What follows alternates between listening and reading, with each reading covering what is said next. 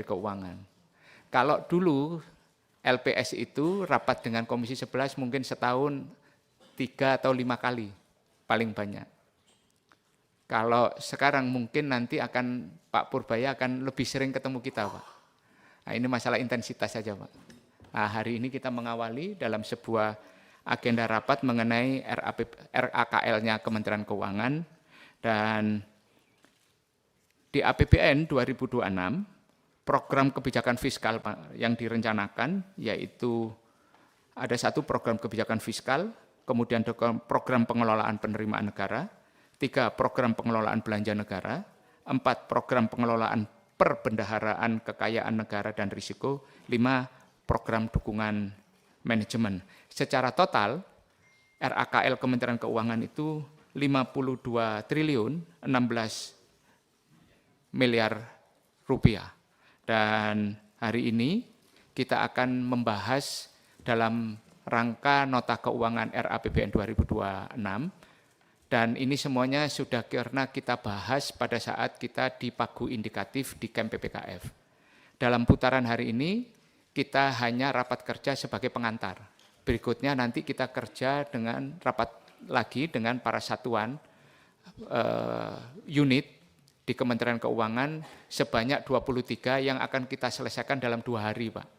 Setelah rapat kerja ini nanti akan lanjut, berikutnya besok, habis itu kita tutup dengan rapat kerja untuk persetujuan sebelum dibawa ke Badan Anggaran DPR RI. Saya beri kesempatan kepada Menteri Keuangan untuk menyampaikan paparan. Terima kasih Pak Ketua. Assalamualaikum warahmatullahi wabarakatuh. Om Swastiastu, Namo Buddhaya, salam kebajikan. Yang terhormat pimpinan Komisi 11 dan anggota Komisi 11 DPR RI, kami akan menyampaikan paparan rencana kerja dan anggaran Kementerian Keuangan Pagu Anggaran tahun anggaran 2026. Ini Pak, kunjungan saya yang pertama sebagai Menteri Keuangan, betul Pak. Biasanya sebagai LPS. Kalau waktu ketua LPS saya katanya ngomongnya kayak agak koboi, sekarang nggak boleh saya baru merasakan dampaknya, rupanya beda. Jadi sekarang saya akan stick ke pidato yang sudah disiapkan oleh staf saya di sini, Pak. Jadi nggak ada session bebas lagi. Pak Menteri, boleh koboi tapi ada isinya. Siap. Makasih Pak. Hadir bersama kami dari Kemenkeu pada hari ini adalah saya sendiri Menteri Keuangan, para wamen, ada 3 wamen di tempat kami, sekjen, irjen, para dirjen dan kepala badan, para staf ahli Menkeu, para pimpinan BLU atau Badan Layanan Umum dan jajaran, dan juga Anda siapa? Pak Sekjen kami Pak. Dia suka protes kalau nggak disebut namanya Pak, harus khusus katanya. Yang terhormat pimpinan dan anggota Komisi 11 DPR RI, pertama kami akan menyampaikan peran APBN untuk stimulus ekonomi dan mewujudkan kesejahteraan. Yang terhormat pimpinan dan anggota Komisi 11 DPR RI, sebagai negara dengan sistem ekonomi terbuka, yang selalu kita cermati dan kita pantau adalah dinamika perekonomian global dan dampak rambatannya kepada ekonomi domestik. Saat ini tekanan terhadap perekonomian global mulai sedikit mereda, namun risiko ketidakpastian tetap perlu diwaspadai. Ketidakpastian global utamanya dipengaruhi oleh perang dagang, konflik geopolitik yang memanas, ancaman keamanan global di mana negara-negara berlomba memperkuat cyber dan nuklir yang jika tidak dikelola dengan bijak akan menjadi masalah serius di kemudian hari. Hal ini meningkatkan fragmentasi dan proteksionisme yang mengganggu rantai pasok sehingga meningkatkan volatilitas harga komoditas, tekanan terhadap suku bunga, dan nilai tukar. Ini semua terus kita antisipasi dan mitigasi semaksimal mungkin. Meskipun tarif tinggi dari Amerika Serikat diberlakukan terhadap berbagai negara, sejumlah negara masih menunjukkan resiliensi dari sisi pertumbuhan ekonomi. Hal ini terlihat ketika kebijakan tarif diumumkan pada bulan April, aktivitas perdagangan dan produksi tetap berlanjut. Indonesia dari sisi perekonomian domestik juga menunjukkan adanya resiliensi terhadap tekanan ketidakpastian global, berada di kelompok negara-negara yang resilien. Meskipun demikian, kewaspadaan tetap diperlukan untuk mengantisipasi dampak lanjutan dari dinamika eksternal tersebut. Resiliensi ekonomi hingga triwulan kedua tahun ini diperkirakan berlanjut dengan pertumbuhan lebih tinggi tahun depan.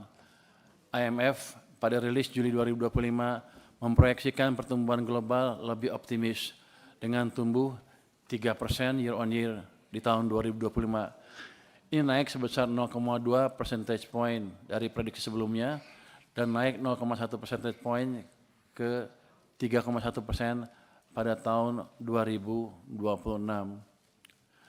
Ekspektasi penurunan Federal Fund Rate juga mendukung proyeksi pertumbuhan ekonomi yang lebih optimis dan berpotensi mendorong aliran modal kepada emerging market.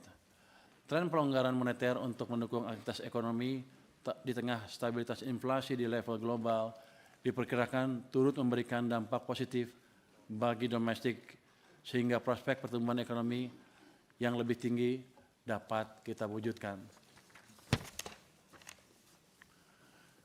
Sejalan dengan perkembangan global yang mulai memberikan sinyal pemulihan, perekonomian Indonesia tetap resilient, terrefleksi pada ekonomi triwulan 2 2025 yang tumbuh sebesar 5,12% year on year, utamanya ditopang oleh masih kuatnya konsumsi rumah tangga, meningkatnya investasi, dan terjaganya kinerja ekspor-impor. Di sisi lain, sektor kontributor utama bagi perekonomian yaitu manufaktur tumbuh kuat, didukung hasil dari hilirisasi yang memberikan nilai tambah lebih besar di samping permintaan domestik yang masih tinggi. Pertumbuhan ekonomi yang resilient ini menjadi modal untuk mendorong agar pertumbuhan ekonomi ke depan dapat tumbuh lebih tinggi dan menuju 8% dalam jangka menengah. Pada tahun 2026, pertumbuhan ekonomi ditargetkan dapat mencapai 5,4% dengan konsumsi rumah tangga yang masih menjadi kontributor utama diperkirakan tumbuh 5,2%. Investasi ditargetkan tumbuh 5,2%, diwujudkan melalui penguatan peran Danantara untuk akselerasi investasi yang produktif pada sektor-sektor yang bernilai tambah tinggi dan yang berorientasi ekspor. Dampak lanjutannya, ekspor diharapkan tumbuh lebih tinggi dengan nilai tambah yang diberikan. Ini ditargetkan tumbuh hingga 6,7%.